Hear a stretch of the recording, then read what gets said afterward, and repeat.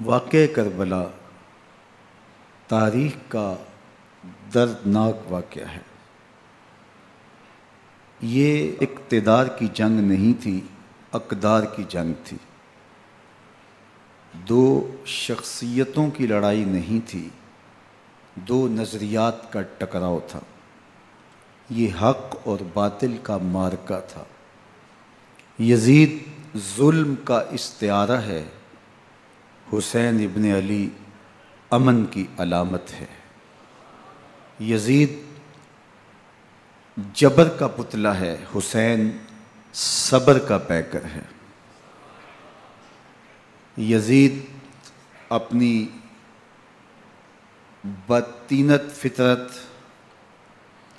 اور اپنی طبع ناہموار کے باعث دنیا پر ذلت و رسوائی، ظلم، جبر، جور و زیادتی کی علامت بن کے ابھرا، اور حسین ابن علی رضی اللہ تعالی عنہ حق و صداقت کا نشان بن کے ابھرا۔ کربلا کے تپتے ہوئے ریگزار میں حسینی اور یزیدی دو کردار سامنے آتے ہیں۔ اقبال نے کہا تھا، موسیٰ و فرعون و شبیر و یزید، ایند و قوت از حیات آید پدید، زندہ حق از قوت شبیری است، باطل آخر داغ حسرت میری است، سرخ رو عشق غیور از خون او، شوخی ای مصرع از مضمون او، تا قیامت قطع استبداد کر، موج خون او چمن ایجاد کر۔ یزید بہدل کی بیٹی محسون کا ناپاک بیٹا تھا، اور حسین محمد عربی کی بیٹی فاطمہ کا شہزادہ تھا۔ یزید دمشق کے اطراف میں سرجون اور جریر، اختل جیسے اوباشوں کے جھرمٹ میں پل کے جوان ہوا۔ حسین کے گھر کا دروازہ مسجد نبوی کے اندر کھلتا تھا۔ یزید نشے میں دھت ہو کر کے نمازیں چھوڑ دیتا تھا۔ حسین کی کربلا کے اندر بھی نماز تہجد قضا نہیں ہوئی۔ یزید ظلم کا دوسرا نام ہے، حسین امن کی علامت ہے۔ یزید نے زندگی میں ایک مرتبہ حج کیا اور شراب کے مٹکے ساتھ لے کے آیا، اور اختل اور دیگر گویوں اور مغنیوں کو اپنے ساتھ رکھا تاکہ سفر آسانی سے کٹے۔ حسین ابن علی نے 25 حج سواری ہونے کے باوجود پیدل کیے۔ یزید حج بیت اللہ کے بعد مدینہ المنورہ آیا اور شراب کی ایک مجلس بپا کی۔ حضرت امام حسین رضی اللہ تعالی عنہ جب وہاں پہنچے تو شراب کی پھیلی ہوئی بدبو کو محسوس کرتے ہوئے فرمایا، یہ بو کیسی ہے؟ تو نشے میں دھت یزید بولا، یہ شام میں بنتی ہے، اور ایک جام منگوایا اور اس کو پیتے ہوئے دوسرا جام حضرت امام حسین رضی اللہ تعالی عنہ کی طرف بڑھاتے ہوئے کہا، ابا عبداللہ لیجئے۔ تو حضرت امام حسین رضی اللہ تعالیٰ عنہ نے فرمایا، میں اس کی طرف دیکھتا بھی نہیں ہوں، اور پھر وہ عشقی اشعار پڑھنے لگا۔ جب یزید کی شراب نوشی کا منظر امام حسین رضی اللہ تعالیٰ عنہ اپنی آنکھوں سے دیکھ چکے تھے، تو مجھے بتاؤ یزید کے ہاتھ پہ امام حسین کا پاک ہاتھ کیسے آتا؟ حضرت امام حسین رضی اللہ تعالیٰ عنہ جس ماحول میں پلے تھے، جس ماحول میں پرورش پائی تھی، جس ماحول میں رہے تھے، وہ پاکیزہ اور تقدس مآب ماحول تھا۔ اور یزید کبھی اطراف دمشق میں، کبھی غوطہ میں، کبھی الخضرہ محل میں، اور کبھی کہاں اور کبھی کہاں داد عیش دیتا رہا اور لہو و لعب کے اندر مصروف رہا، اور اس کی زندگی ان چیزوں سے عبارت تھی۔ وہ محرمات کو حلال قرار دیتا، شراب نوشی اس کی ہڈیوں میں رچی ہوئی تھی، اور شریعت بیضا کا مذاق اڑایا کرتا۔ اور حسین ابن علی رضی اللہ تعالی عنہ کی دوستیاں جن لوگوں سے تھی وہ عبداللہ ابن عباس تھے، عبداللہ ابن عمر تھے، حضرت عبد الرحمن بن ابو بکر رضی اللہ تعالی عنہ تھے۔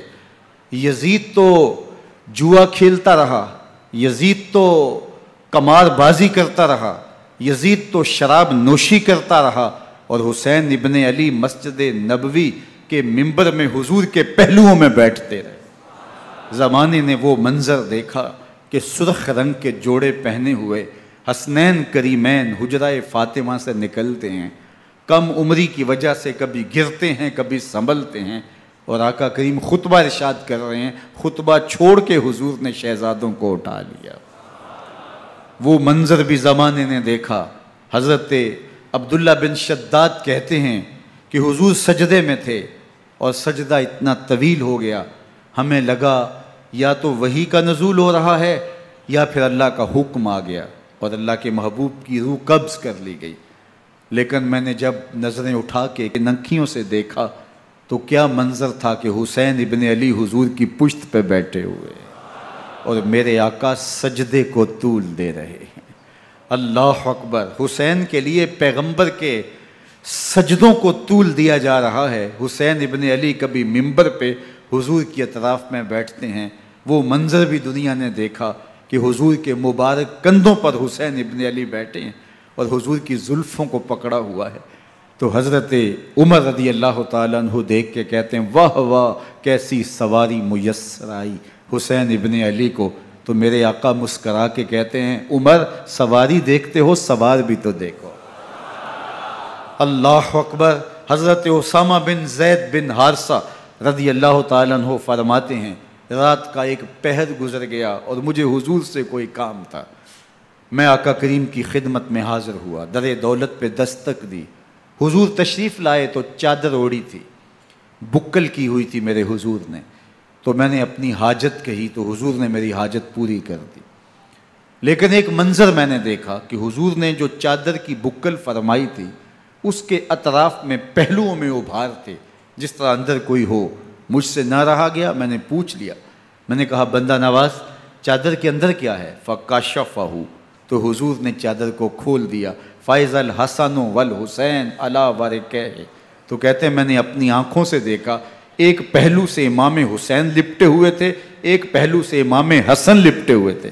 فرمایا یہ میرے بیٹے ہیں، یہ میری بیٹی کے بیٹے ہیں، اے اللہ میں ان سے پیار کرتا ہوں، تو بھی ان سے پیار کر، جو ان سے پیار کرے اس سے بھی پیار کر۔ ان کی محبت کا درس دیا، ان کے پیار کا سبق پڑھایا، کہا ان سے پیار کرنے والا میرے سے پیار کرنے والا ہے، ان سے بغض رکھنے والا میرے سے بغض رکھنے والا ہے۔ ان کی تکلیف حضور کو بے چین کر دیتی تھی۔ حضرت سیدہ فاطمہ الزہرا رضی اللہ تعالی عنہ کے گھر کے قریب سے گزرے تو حضرت امام حسین کے رونے کی آواز آ رہی تھی، تو آقا کریم علیہ السلام نے فرمایا کہ فاطمہ حسین کو چپ کرواؤ، اللہ تعالیٰ ان بقاءہ یوزینی، تو جانتی نہیں حسین کا رونا مجھے دکھ دیتا ہے۔ حسین ابن علی کو حضور رونے نہیں دیتے تھے، ان کو دکھی نہیں ہونے دیتے تھے، کیونکہ رسول اللہ صلی اللہ علیہ وسلم جانتے تھے کہ یہ کتنے دکھ سہے گا، کتنی تکلیفوں سے گزرے گا اور کتنے مصائب سہے گا۔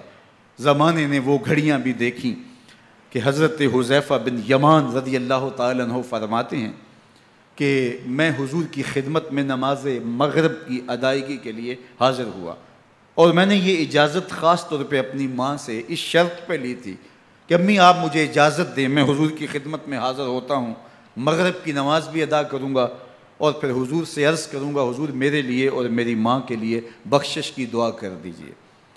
ماں نے اس شرط پہ اجازت دے دی اور میں حضور کی خدمت میں آ گیا، نماز مغرب ادا کی، سلام پھرا تو میرے دل میں آرزو تھی میں حضور سے عرض کروں حضور میرے لیے اور میری ماں کے لیے مغفرت کی بخشش کی دعا کر دیں، لیکن حضور عبادات میں ذکر میں نوافل میں ایسے مشغول ہوئے کہ میں آرزو رکھنے کے باوجود بھی عرض نہ کر سکا۔ خیر نماز عشاء کا وقت ہوا، اذان پکاری گئی، حضور مصلی پہ آئے، نماز پڑھی، سلام پھرا، تو میرے دل میں پھر خیال آیا کہ ماں سے ایک نماز کی چھٹی لی تھی، نمازیں بھی 2 ہو گئیں، ماں نے جاتے پوچھنا ہے حضور سے میرے لیے اور اپنے لیے مغفرت کی بخشش کی دعا کروائی تھی تو کیا جواب دوں گا؟ اور حضور اٹھے اور کاشانہ اقدس کی طرف چل دیے۔ اب میرے دل میں یہ خیال رہ کے آ رہا تھا کہ ماں کو کیا جواب دوں گا؟ میں تو حضور سے بخشش و مغفرت کی دعا کروا ہی نہیں سکا۔ جب حضور چل پڑے تو غیر ارادی طور پہ میں بھی حضور کے پیچھے چل پڑا۔ چلنے میں تھوڑی سی رفتار تیز ہو گئی جس سے قدموں کی آہٹ پیدا ہوئی، تو جب آواز پیدا ہوئی تو حضور نے رخ پھیرے بغیر فرمایا من ھذا، میرے پیچھے پیچھے کون آ رہا ہے؟ پھر خود ہی کہا حذیفہ تو نہیں؟ تو میرا دل دھڑک رہا تھا، قلت نعم، میں نے کہا جی جی حضور میں حذیفہ ہوں۔ فرمایا ما حاجتوں کا غفر اللہ لک ولامک، کیا کام ہے؟ اللہ تجھے بھی بخش دے، تیری ماں کو بھی بخش دے۔ اب جو کام تھا وہ جنبش لب سے پہلے ہی ہو گیا، یہاں تو لفظوں کا سہارا بھی نہیں لینا پڑتا، وہ بند لبوں کی بولیاں بھی سنتے ہیں۔ اقبال بولا ہے فروغت صبح آثار و دہور، چشم تو بی نندائے ما فی الصدور، تیری نظر تو سینوں کے چھپے راز بھی دیکھتی۔ تو کہا ما حاجتوں کا غفر اللہ لک ولامک، اللہ تجھے بخش دے، تیری ماں کی بھی مغفرت کر دے، کیا کام ہے؟ اب جو کام تھا وہ تو ہو گیا۔ تو میرے حضور نے ارشاد فرمایا حذیفہ سنو، ابھی ایک فرشتہ آیا ہے جو اس سے قبل دھرتی پر پہلے کبھی نہیں آیا، آج پہلی مرتبہ اللہ سے اجازت لے کے 2 کام کرنے آیا ہے۔ ایک تو مجھے سلام کرنے آیا ہے اور دوسرا خوشخبری دینے آیا ہے کہ آپ کی بیٹی فاطمہ جنتی عورتوں کی سردار ہے اور حسن اور حسین جنتی جوانوں کے سردار۔ ایک طرف یزید ناپاک میسون کا پلیت بیٹا اور ایک طرف محمد عربی کا نواسا، فاطمہ کے دودھ کا اثر، علی المرتضیٰ کے خون کی تاثیر، رسول اللہ صلی اللہ علیہ وسلم کے کندھوں پہ بیٹھنے والا۔ ایک دن حضور نے امام حسین رضی اللہ تعالیٰ عنہ کے ہاتھ پکڑ لیے اور ان کے پاؤں اپنے پاؤں پہ رکھے اور پھر فرمایا بیٹے آگے بڑھو، اور ان کے پاؤں حضور کی پنڈلیوں پہ آئے۔ پھر کہا بیٹے اور آگے بڑھو، حتیٰ کہ ان کے پاؤں حضور کی رانوں پہ آئے۔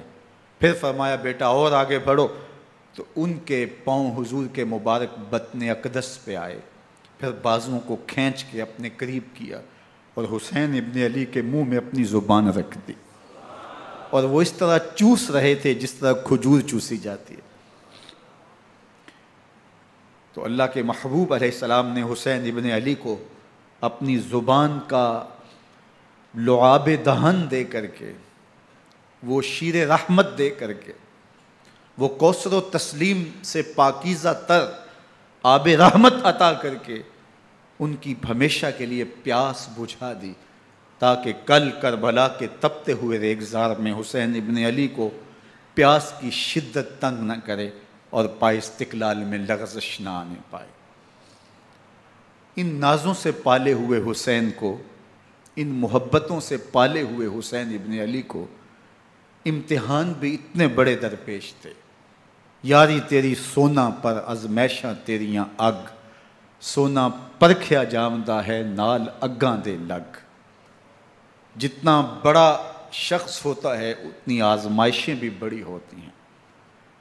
پیغمبر رحمت کی آغوش میں کھیلنے والا، حجرہ فاطمہ کا جانشین، مصلی رسول کا وارث، منبر رسول صلی اللہ علیہ وآلہ وسلم پر حضور کے مبارک پہلو اور گود میں بیٹھنے والا حسین، حضور کی زبان چوسنے والا حسین، حضور کے کندھوں پہ سواری کرنے والا حسین، آقا کریم علیہ السلام کے مبارک سجدے کی حالت کے اندر حضور کی پشت پہ کھیلنے والا حسین، جس حسین کا دروازہ مسجد نبوی کے اندر کھلتا تھا اور یزید کی کرتوتوں کے چشم دید گواہ تھے۔ یزید جب تخت نشین ہوتا ہے تو اسے یہ فکر ہوتی ہے کہ امام حسین، عبداللہ بن زبیر، عبداللہ بن عمر، عبداللہ ابن عباس، یہ میری بیعت کریں۔ اور وہ ولید بن عقبہ کو لکھتا ہے کہ ہر صورت میں ان کی بیعت لو، اور اگر بیعت نہ دیں تو سختی کرو۔ حضرت امام حسین رضی اللہ تعالی عنہ کو بلاوا آتا ہے کہ آپ کو دارالامارت میں گورنر ہاؤس میں بلایا جا رہا ہے، ولید بن عقبہ کا پیغام آپ کو پہنچتا ہے۔ آپ اس وقت فرماتے ہیں کہ اس وقت جو پیغام پہنچا ہے وہ کسی خطرے سے خالی نہیں ہے، تو کچھ سواروں کو ساتھ لیا، کہا تم دارالامارت کے باہر کھڑے رہنا، اگر میری آواز بلند ہوئی تو اندر آ جانا، ورنہ تم انتظار کرنا۔ آپ اندر گئے۔ ولید بن عقبہ نے مروان کو بھی بلایا تھا۔ مروان بن حکم یہ گورنر مدینہ ولید سے پہلے رہ چکا ہے، تو اس نے مشورہ دیا کہ سختی کی جائے۔ خیر ولید بن عقبہ نے کہا کہ یہ خط ہے، حضرت امیر معاویہ کا انتقال ہو گیا اور یزید تخت نشین ہوا ہے، لہٰذا وہ آپ سے بیعت کا مطالبہ کرتا ہے۔ تو حضرت امام حسین رضی اللہ تعالیٰ عنہ نے فرمایا کہ میرے جیسا شخص یوں چھپ کے بیعت نہیں کر سکتا، اور آپ واپس پلٹے۔ مروان بن حکم نے ولید بن عقبہ کو کہا کہ یہ موقع ہے جانے نہ دیا جائے، اگر یہ نکل گئے تو دوبارہ تم قابو نہیں پا سکو گے، اور انہیں یہیں قتل کر دیا جائے۔ حضرت امام حسین رضی اللہ تعالیٰ عنہ نے یہ بات سن لی۔ کہتے ہیں حضرت امام حسین انہی قدموں کے بل واپس پلٹے اور مروان بن حکم سے مخاطب ہو کے کہا، مروان کیا بول رہا ہے؟ وہ خاموش ہو گیا۔ فرمایا تو جانتا نہیں ہم کون ہیں؟ آنا حسین ابن علی ابن ابی طالب، میں حسین ہوں، میں علی کا بیٹا ہوں، ہمارے گھر میں قرآن اترتا رہا ہے، وحی کا نزول ہوتا رہا ہے، اور یزید فاسق ہے، فاجر ہے، مسلمانوں کا قاتل ہے اور شرابی ہے، میں ڈنکے کی چوٹ پہ یزید کی بیعت سے انکار کرتا ہوں۔ بس حیدری کچھار سے محمدی شیر نکل آیا ہے۔ اب اوسان خطا ہو گئے، راستہ چھوڑ دیا، واپس آئے، سیدہ زینب سے ملے، کہا مدینے کو چھوڑنا پڑے گا۔ کہا بھیا کیا ہوا؟ کہا یزید بیعت لینے پہ مصر ہے اور میں کسی صورت بھی بیعت نہیں کروں گا۔ رسول اللہ کا مدینہ ہمارے خون سے لالہ زار بنے گا، میں نہیں چاہتا کہ حضور کے شہر نور کی حرمت پامال ہو۔ دوستو وہ کیسا منظر ہوگا جب حسین ابن علی نے آخری حاضری حضور کے روضے پہ دی ہوگی۔ حاجی یا معتمر 10 دن کے لیے، 8 دن کے لیے، 20 دن کے لیے مدینہ المنورہ عارضی سکونت اختیار کرتا ہے، اور حضور کے روضہ انور سے، اس شہر نور سے، ان گلیوں سے، ان بام و در سے ایسا مانوس ہو جاتا ہے کہ جب واپس پلٹ رہا ہوتا ہے ان دعاؤں کے ساتھ کہ دوبارہ آنا بھی نصیب ہو، اور اسے لگتا ہے کہ میں دوبارہ بھی بلایا جاؤں گا، لیکن اس کے باوجود شہر حبیب چھوڑنا قیامت سے کم نہیں ہوتا۔ اعظم چشتی مرحوم آخری بار جب حضور کے روضہ انور پہ گئے تو بیمار تھے، ویل چیئر پہ تھے۔ باب بقی سے باہر نکلے تو خادم سے کہا کہ میری ویل چیئر پیچھے سے کھینچو تاکہ میرا رخ روضہ انور کی طرف رہے، اور وہ پیچھے سے کھینچتا چلا جا رہا ہے، اور جب باب مکہ سے پیچھے جنت البقیع کے قریب سے گنبد خضرا نگاہوں سے اوجل ہونے لگا تو اعظم چشتی مرحوم نے کہا، جاں بدن سے نکلتی ہے اعظم، جاں بدن سے نکلتی ہے اعظم، کوئی آسان ہے مدینے سے جدا ہونا، کوئی آسان ہے مدینے سے جدا ہونا۔ یہ اس شخص کی کہانی ہے جو 10 دن، 5 دن، مہینہ، 2 ماہ وہاں رہتا ہے، اور پھر اس شہر کو چھوڑ کے آنا اس کے لیے آسان نہیں ہوتا۔ اور مجھے بتاؤ کہ حسین جو پیدا مدینے میں ہوا، جس کے گھر کا دروازہ مسجد نبوی کے اندر کھلتا تھا، جو مسجد نبوی کے اندر پرورش پا کے جوان ہوتا ہے اور مدینے کی گلیوں میں کھیلتا رہا، اس حسین ابن علی کے لیے مدینہ چھوڑنا، اور پھر وہ اس بات کا علم اور شعور رکھتے تھے کہ یہ آخری بار حضور کے در پہ حاضری ہے، دوبارہ اس شہر نور میں نہیں آ سکوں گا، تو کیا قیامت ہوگی اور کیا منظر ہوگا۔ محمد بن حنفیہ کے علاوہ خاندان نبوت کے جتنے لوگ تھے ان سب نے شہر مدینہ کو الوداع کہا، اور رات کے موقع میں مدینہ المنورہ کو، مسجد نبوی کو چھوڑ کر کے مکہ کی جانب عازم سفر ہوئے۔ 3 شعبان المعظم کو مکہ المکرمہ پہنچتے ہیں، ادھر کوفیوں کے خطوط آنے شروع ہو جاتے ہیں۔ حضرت امام حسین رضی اللہ تعالیٰ عنہ مسلم بن عقیل رضی اللہ تعالیٰ عنہ کو صورتحال معلوم کرنے کے لیے بھیج دیتے ہیں۔ 40,000 کوفی آپ کے ہاتھ پہ بیعت کر لیتے ہیں۔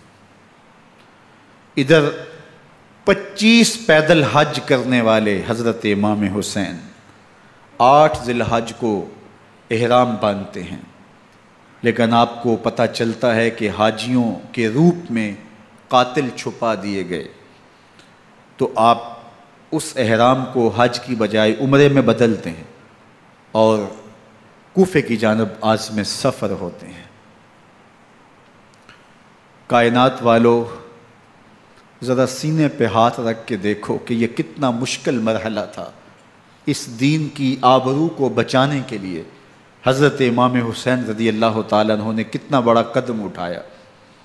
آپ کے بہی خواہ، دوست، احباب عبداللہ بن عمر یہ سارے روکتے ہیں، عبداللہ بن عباس کہتے ہیں حضرت نہ جائیے، الکوفی لا یوفی، کوفی کبھی وفا نہیں کرتے، آپ کے والد کو وہاں شہید کیا گیا، لیکن آپ ایک فرض کو نبھانے جا رہے ہیں۔ میرے غم گسارو، میرے مہربانوں، نہ روکو مجھ کو جانے دو، مجھے نانے کے دی کی ڈوبتی کشتی بچانے دو، میں جاتا ہوں کہ دنیا پر وفا کا نام رہ جائے، میں رہوں نہ رہوں پر عظمت اسلام رہ جائے۔ میں نہیں جاتا تو نبی کے گھر کی آن جاتی ہے، میں نہیں جاتا تو نبی کے گھر کی آن جاتی ہے، تمہارا دین جاتا ہے میری غیرت ایمان جاتی ہے۔ حضرت امام حسین یہاں سے چلتے ہیں، ابھی راستے میں ہی پہنچتے ہیں کہ یہ خبر آتی ہے کہ کوفے والوں نے بے وفائی کر دی، حضرت مسلم بن عقیل رضی اللہ تعالیٰ عنہ کو شہید کر دیا گیا، نعمان بن بشیر معزول کر دیے گئے، ابن مرجانہ ابن زیاد وہاں متعین کر دیا گیا جو سخت گیر شخص تھا، اور اس نے لوگوں کو ڈرایا دھمکایا اور کوفے کے لوگوں کے دل بدل گئے اور وہ بیتیں توڑنے لگے۔ وہ منظر مسجد کوفہ کا کتنا دلگداز تھا، جب امام نماز کے لیے کھڑے ہوئے تو 40,000 لوگ آپ کے پیچھے تھا، جب سلام پھیرا اور امام نے دیکھا کہ پیچھے لوگ نہیں ہیں، پھر لوگوں نے اپنے دروازے بھی بند کر لیے۔ رات کی تنہائیاں ہیں اور حضرت مسلم بن عقیل کو کوئی پناہ دینے والا نہیں ہے، لوگوں نے دروازے بند کر لیے کہ کہیں ہمارے گھر میں نہ آ جائیں اور ہم مشقت اور حکومتی تشدد کا شکار نہ ہوں۔ کتنا دردناک لمحہ ہے حضرت مسلم بن عقیل رضی اللہ تعالیٰ عنہ پہ، اور پھر حضرت مسلم بن عقیل بے دردی سے شہید کر دیے جاتے ہیں۔ آپ ابھی راستے میں ہیں، یہ ساری کہانی پہنچتی ہے کہ حضرت مسلم شہید کر دیے گئے اور بے دردی سے شہید کر دیے گئے۔ وہ جنہوں نے خط لکھے تھے کہ ہم آپ کے ساتھ ہیں اور ہم منتظر ہیں، چشم برا ہیں، آپ کے قدموں کی چاپ سننے کے لیے بےتاب ہیں، آج انہوں نے بیتیں توڑ دی، 40,000 کوفی منحرف ہو گئے۔ مسجد کوفہ کا وہ منظر کس قدر روح کو تڑپا دینے والا تھا۔ ہم پچھلے سال عصر اور مغرب کے درمیان جب کوفہ پہنچے تو سورج ڈوبنے کے قریب تھا۔ میں نے اپنی زندگی میں اتنا اداس موسم کہیں نہیں دیکھا جتنا اداس موسم کوفے میں دیکھا۔ ایسے لگتا تھا جس طرح کوفے کی آب و ہوا آج بھی شرمندہ ہے۔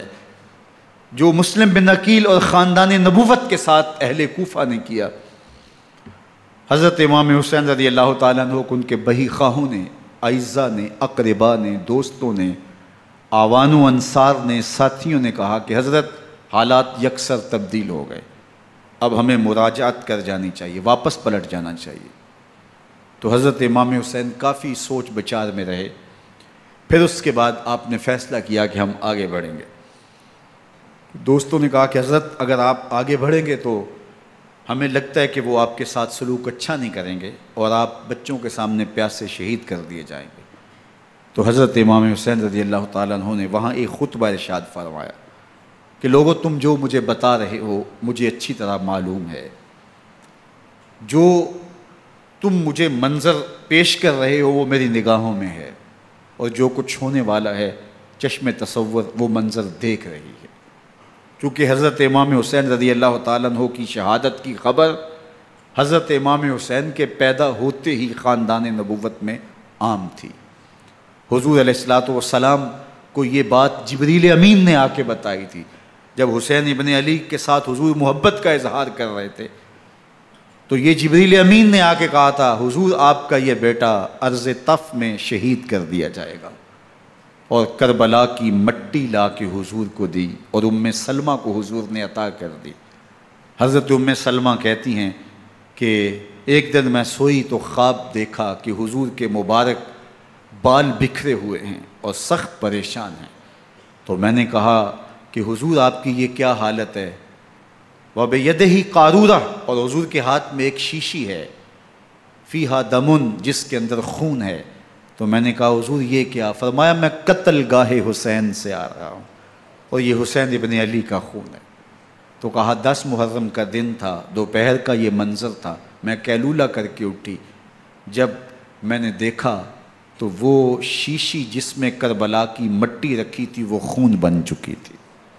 تو یہ خبر پہلے دی گئی تھی، یہ بتا دیا گیا تھا۔ فرمایا میرے دوستو جو تم مجھے بتاتے ہو میں اس سے بے خبر نہیں ہوں، یہ سب کچھ ہونے والا ہے، لیکن اس کے باوجود میں کیوں جا رہا ہوں؟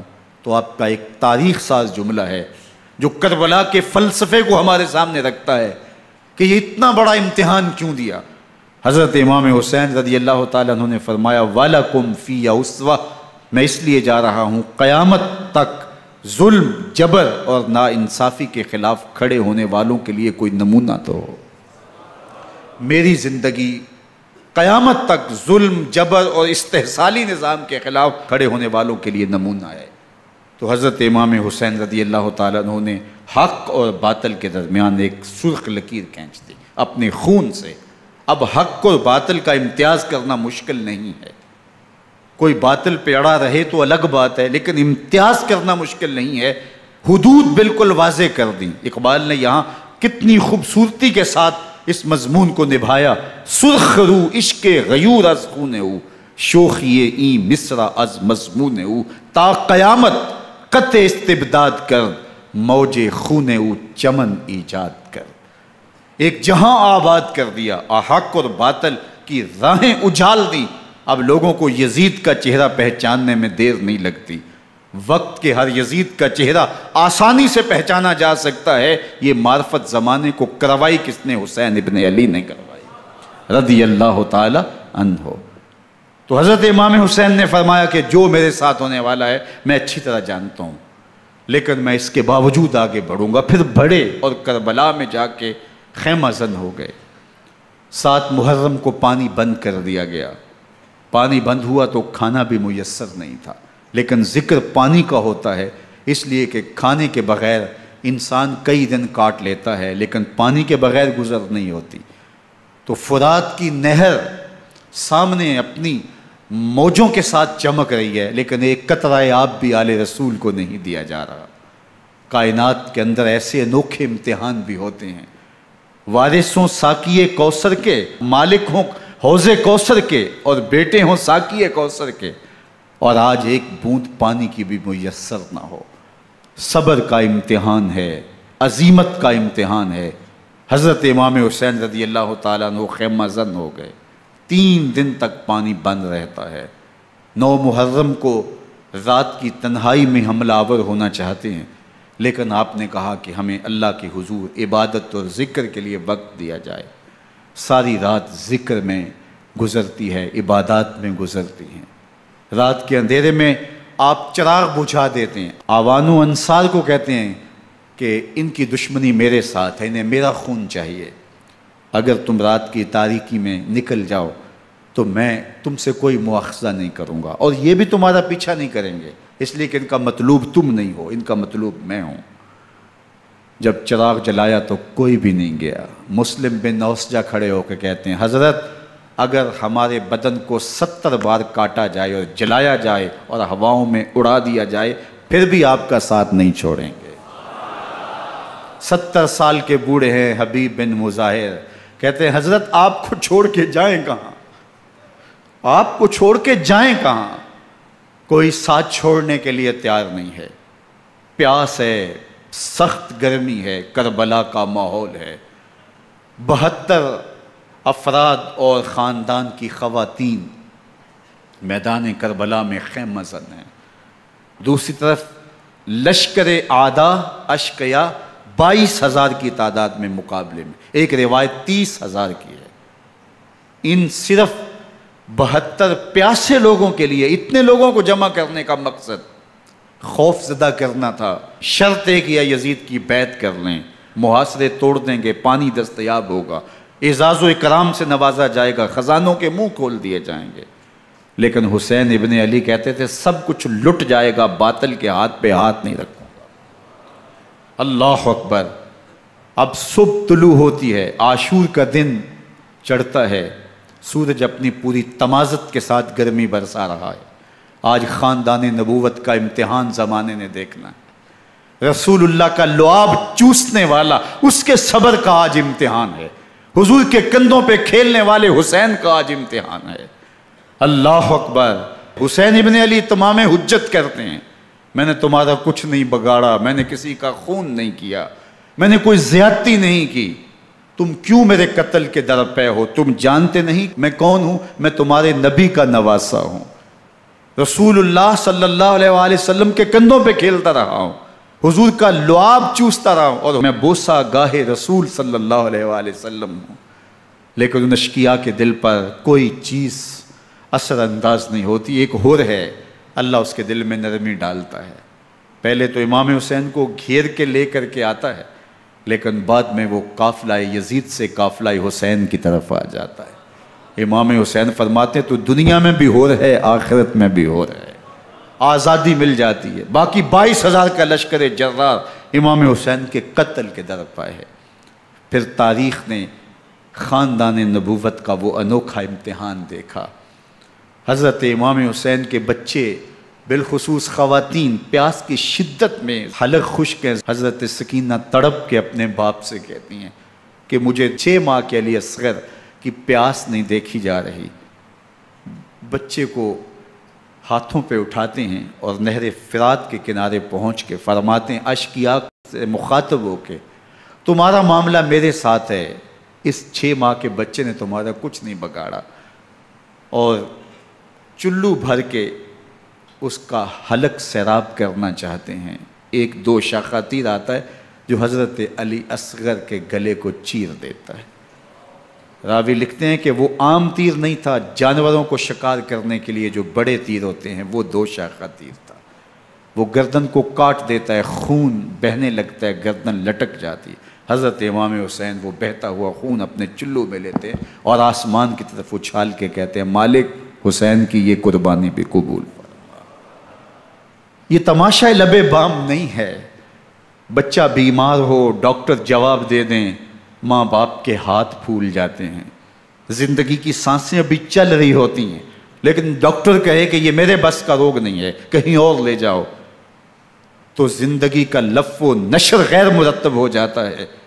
میں سلام پیش نہ کروں حسین ابن علی کو، 6 ماہ کا علی اصغر ہاتھوں میں دم توڑتا ہے، گردن لٹک جاتی ہے، خون بہہ رہا ہے، اب خیموں کی طرف بڑھ رہے ہیں، لیکن زبان پہ شکایت نہیں ہے، کہتے ہیں مالک حسین کی یہ قربانی قبول کر لے۔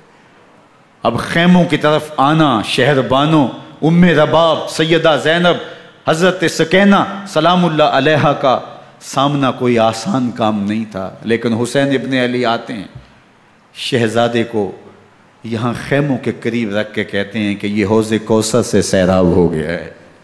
اللہ اکبر، کوہرام مچ جاتا ہے خیموں کے اندر، کیا منظر ہوگا، اور ان کو کن الفاظ کے پیرائے میں ڈھال کر کے ان کیفیات کو بیان کیا جا سکتا ہے جو اہل بیت کے خیموں کے اندر علی اصغر کی شہادت کے بعد کا منظر رقم ہو رہا ہوگا۔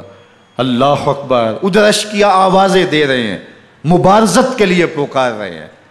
زمانے نے پھر وہ منظر بھی دیکھا کہ جوان بیٹے کو 18 سال کی کمائی حضرت امام حسین میدان عمل میں بھیج رہے ہیں۔ وہ علی اکبر جو حسین کا نور نظر ہے، آنکھوں کا قرار ہے، دل کی تسکین ہے۔ اور پھر حضرت علی اکبر جب گھوڑے کی زین سے فرش زمین پہ گرتے ہیں تو باپ کو آواز دیتے ہیں، اور حضرت امام حسین جو ہے وہ آگے جا کے بیٹے کی لاش اٹھاتے ہیں۔ اللہ اکبر، 18 سال کے بیٹے کی لاش کو کندھوں پہ اٹھا کے خیموں تک لاتے ہیں اور ہاتھ پھیلا کے کہتے ہیں مالک حسین کی یہ قربانی بھی قبول فرما۔ کبھی قاسم بن حسن کی لاش اٹھا کے لاتے ہیں، کبھی اون و محمد کی لاشیں اٹھا کے لاتے ہیں، بتیجوں کی، بھانجوں کی، بھائی عباس کے کٹے ہوئے بازو اور زخموں سے چھدا ہوا لاشا۔ کیا کیا قیامتیں تھیں جو اس کربلا کے ایک میدان کے اندر نہیں توڑی گئیں۔ حضرت امام حسین پر دکھ پہ دکھ، تکلیفوں پہ تکلیفیں، اب 71 لاشیں اٹھا کے خیموں تک پہنچا چکے، اور ادھر مبارزت کی دعوت دی جا رہی، آؤ میدان عمل میں آؤ، اب دیر کیوں کر رہے ہو۔ رسول اللہ کا حرم، رسول اللہ کی شہزادیاں جو نازوں میں پلی تھیں، وہ کلیاں جو شبنم کا بوجھ بھی گوارا نہیں کر سکتی تھی، آج مصیبتوں کے پہاڑ ٹوٹ گئے۔ حضرت امام حسین کبھی شہربانوں کو، کبھی ام رباب کو دلاسا دیتے ہیں، کبھی حضرت زینب کو کہتے ہیں۔ حضرت زینب کربلا کے اس میدان کے اندر بڑے حوصلے کے ساتھ اپنے بھائی کے ساتھ کھڑی رہی، اپنے 2 بیٹے راہ خدا میں پیش کیے، ان کی لاشیں وصول کیں، لیکن زینب جس جرأت کے ساتھ، جس پامردی کے ساتھ اس سارے منظر کو حوصلے کے ساتھ سہتی رہی، وہ یقیناً حوصلہ سیدہ زینب سلام اللہ علیہا کا ہی ہے۔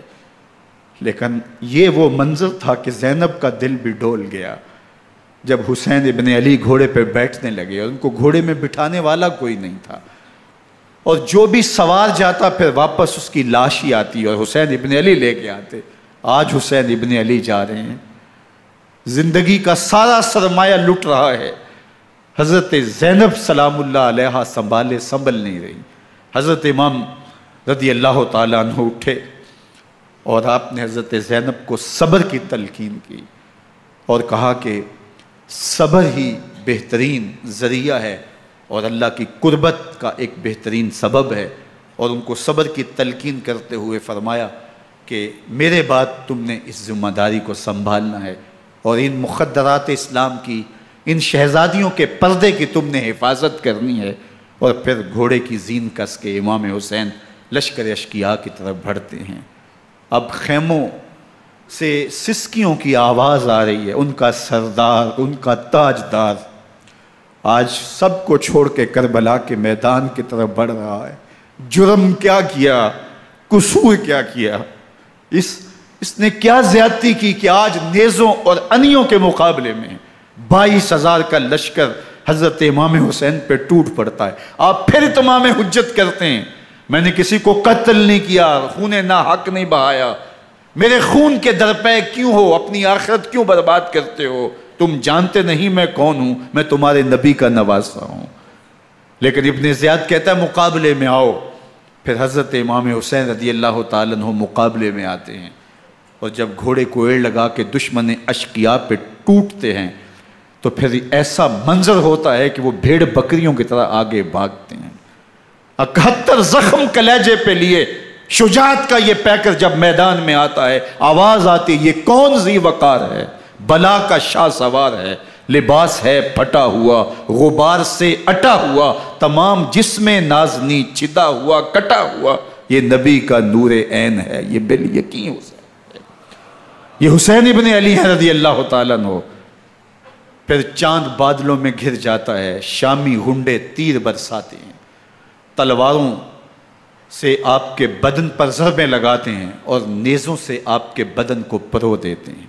جب آپ کا پیراہن بعد میں اتارا گیا تو آپ کے پیراہن میں 122 سوراخ تیروں کے تھے، 33 زخم تلواروں کے اور 34 گھاؤ نیزوں کے تھے۔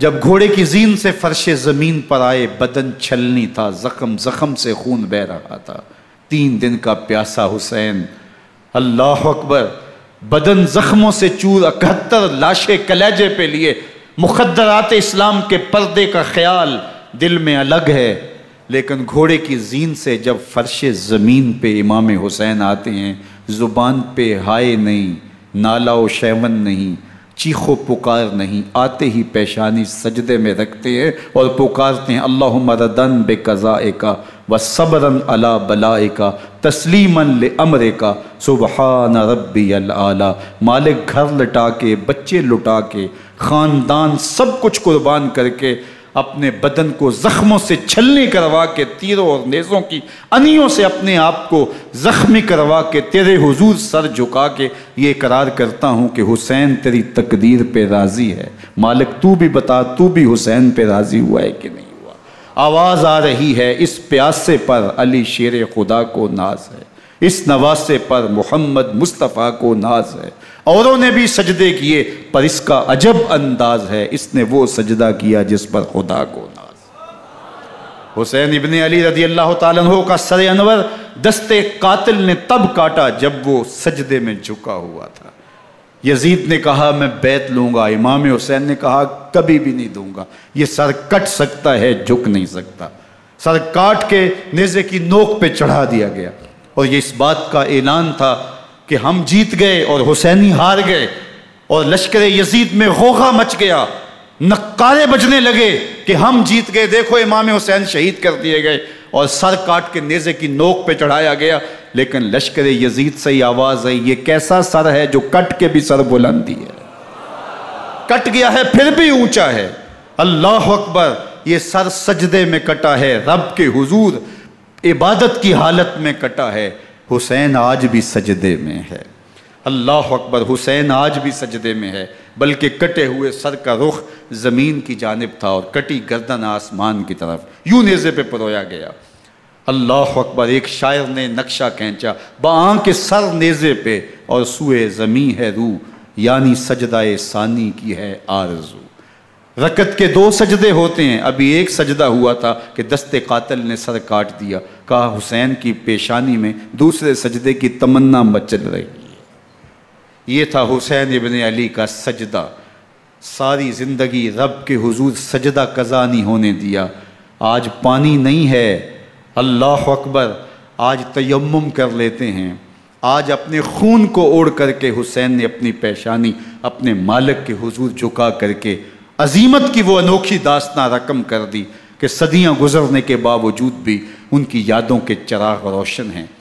جب حضرت امام حسین اور دوسرے آیان و انصار کو شہید کر دیا گیا تو ان کے سر نیزوں کی نوک پہ چڑھا دیے گئے۔ حضرت امام حسین کا کٹا ہوا سر اور باقی 71 افراد کے کٹے ہوئے سر نیزوں کی نوک پہ، اور 10 سواروں کو ابن سعد نے کہا کہ ان کو رون دو، اور گھوڑوں کی ٹاپوں تلے حضرت امام حسین رضی اللہ تعالیٰ عنہ اور ان کے آوان و انصار کو جو ہے وہ روندا گیا، حتیٰ کہ ان کی استخوان مبارک، ان کی ہڈیاں بھی چور چور ہو گئیں۔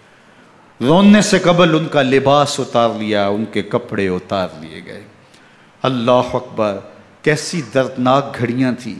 یزید کا صرف یہی بد کرداری کا مرحلہ نہیں تھا، اس کربلا کے صحرا کے اندر یزید نے جس طرح امام حسین رضی اللہ تعالیٰ عنہ کو شہید کیا اور حضرت امام حسین کے خاندان کو شہید کیا، جب مدینہ المنورہ پر یزید نے مسلم بن عقبہ کو مقرر کیا، جس کو بزرگوں نے مصرب بن عقبہ کہا ہے، تو اس کو کہا 3 دن تک مدینے کا حرم تمہارے لیے حلال ہوگا، جو چاہو تم کرنا، اور شامی فوجوں کو اجازت ہوگی۔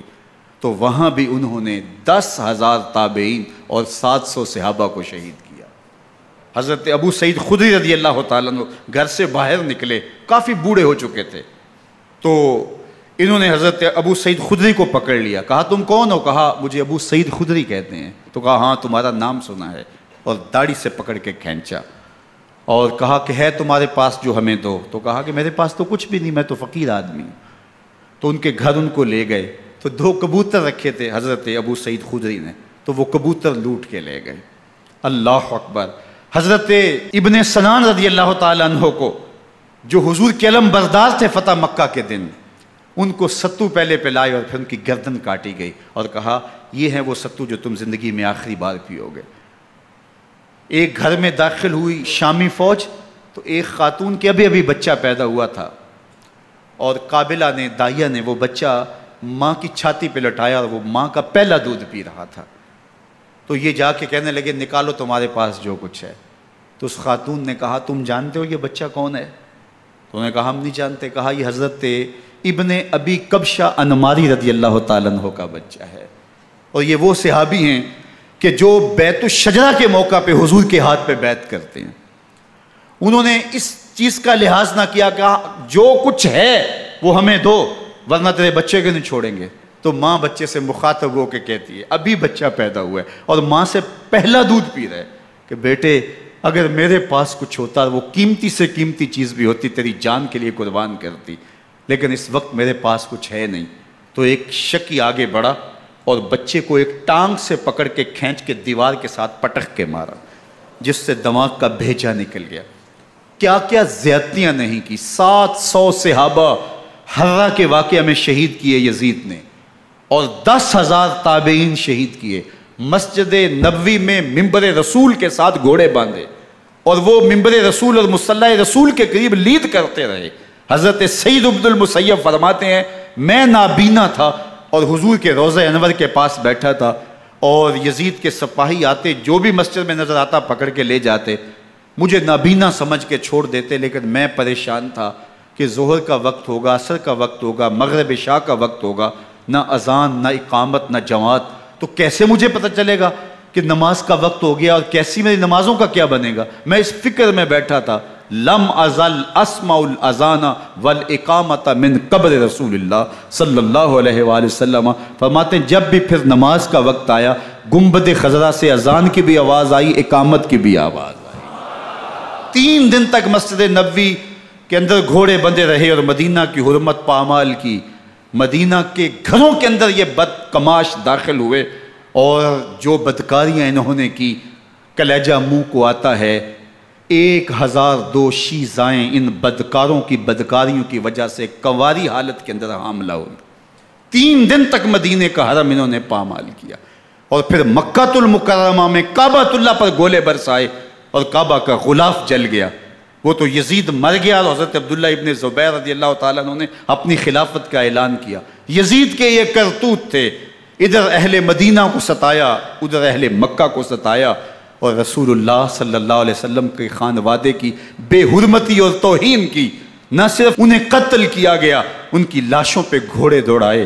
ابن سعد اور شمر جو ہے وہ خیموں میں داخل ہوا، اور مخدرات اسلام کی چادریں چھیننے کی کوشش کی۔ حضرت زینب سلام اللہ علیہ نے مخاطب ہو کے کہا ہمارے چہرے کے رکھوالے چلے گئے ہیں، ظالم تو خیال نہیں کرتا ہم رسول اللہ کی بیٹیاں ہیں۔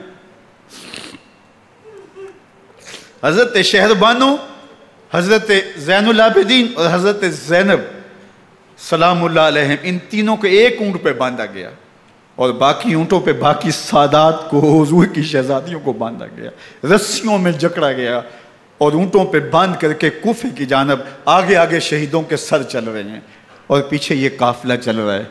اور جب یہ قافلہ وہاں سے گزرا جہاں لاشیں پڑی تھیں، امام زین العابدین 14 سال کے تھے اور بیمار تھے، اور ان کا حوصلہ نہ ہوا، وہاں غشی ان کے اوپر آنے لگی، اور وہ منظر ابن کثیر نے، باقی لوگوں سب نے لکھا ہے کہ پھر جب ان کی یہ حالت ہوئی تو پھر سیدہ زینب سلام اللہ علیہ، جنہوں نے ابھی تک بڑے حوصلے کے ساتھ ساری مشکلات کا مقابلہ کیا تھا، اب ان کے بندن ٹوٹ گئے اور آنکھوں سے آنسو بہنے لگے، اور سیدہ زینب نے امام حسین رضی اللہ تعالیٰ عنہ کی لاش پہ کھڑے ہو کے، اور وہ روندی ہوئی لاش، ٹوٹی ہوئی ہڈیاں، اور وہ برینا بدن، کٹا ہوا سر نیزے کی نوک پہ، اور لاش یہ پڑی ہے، تو حضرت سیدہ زینب نے مدینے کی طرف منہ کر کے جو ہے وہ حضور سے فریاد کی، یا محمد آہو، یا محمد آہو، ھذا حسین بالآراء مزمل بالدماء، یا محمد آہو بناتوں کا سبایا۔ یا رسول اللہ، اے پیارے آقا، یا جدہ ہو، اے ہمارے نانا محترم، یہ دیکھیے آپ کا حسین پڑا ہوا ہے، بدن سے کپڑے اتار لیے گئے، خاک ہوائیں اڑا رہی ہیں، اور اس کے اوپر چادر جو ہے وہ مٹی کی پڑ گئی ہے۔ حضور آپ کی اولاد کاٹ دی گئی، اور پھر کہا بناتوں کا سبایا، حضور دیکھیے آپ کی بیٹیوں کے ہاتھ باندھ دیے گئے ہیں، اونٹوں پہ کس دیا گیا ہے، سر شہیدہ آگے آگے چل رہے ہیں، اور حضرت سیدنا امام حسین کا آگے آگے سر ہے۔ راستے کے اندر ایک جگہ آئی، رات گزری اور ان کو اتارا گیا۔ رات کا موقع تھا، ایک خاتون آئی اور اس نے کوئی کھانا پیش کیا ان کو، اور کہا کہ میں کسی زمانے میں حضرت سیدہ فاطمہ الزہرا کی نوکری کیا کرتی تھی، ان کی لونڈی تھی، ان کی کنیز تھی، اور آج مجھے پتہ چلا کہ آپ لوگ گزر رہے ہیں، تو میں نے کہا کہ میں اپنی مخدومہ کے خاندان کی خدمت کروں۔ اور پھر اس نے کہا کہ اس وقت سیدہ کی گود میں ایک 6-7 ماہ کی بچی تھی جس کو زینب کہا کرتے تھے، تو سیدہ زینب نے کہا کہ اماں اگر پہچانتی ہو تو وہ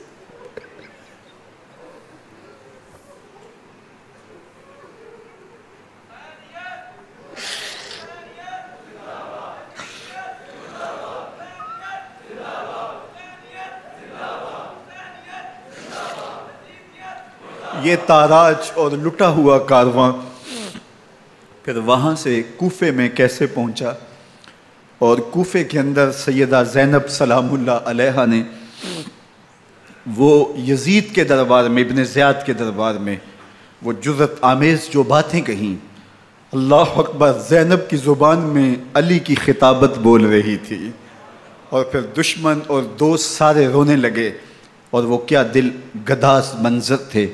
اور پھر یہ سروں کا قافلہ اور سادات کرام کا مشکیں کسی ہوئی ہیں اور اونٹوں پہ باندھے ہوئے، ان کو وہاں سے پھر قادسیہ، اور قادسیہ سے پھر دمشق یزید کے دربار میں پہنچایا گیا، اور وہاں سے یہ لٹے ہوئے خانمہ برباد تاراج لوگ مدینہ المنورہ میں کیسے پہنچے، اور اہل مدینہ نے کیسے استقبال کیا، اور وہ منظر کتنا دلگداز تھا جب اہل مدینہ زینب سے پوچھتے تھے زینب حسین کہاں ہے؟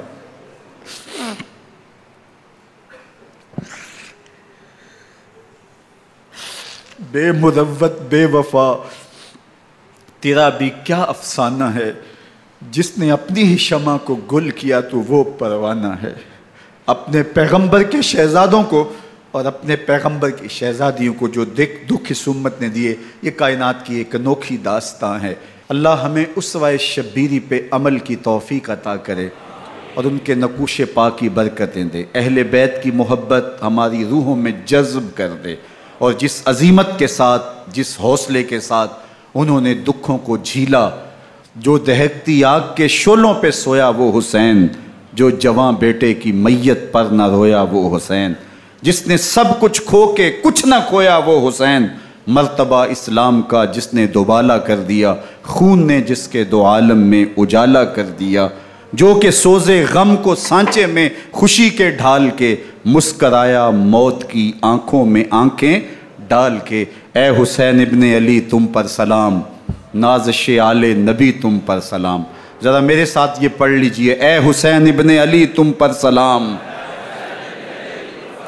نازش آل نبی تم پر سلام، تم پہ لاکھوں رحمتیں لاکھوں سلام، اے شہیدان محبت کے امام، لالا گوں لالا بدن لالا کفن، اے چمن اندر چمن اندر چمن، زندگی ہی زندگی تیری حیات اے حیات اندر حیات اندر حیات، افتخار ملت بیضا ہے تو، رب کعبہ کی قسم یکتا ہے تو، فخر کا دل میں دریچہ باز کرنا چاہیے، جن کا تو آقا ہے ان کو ناز کرنا چاہیے۔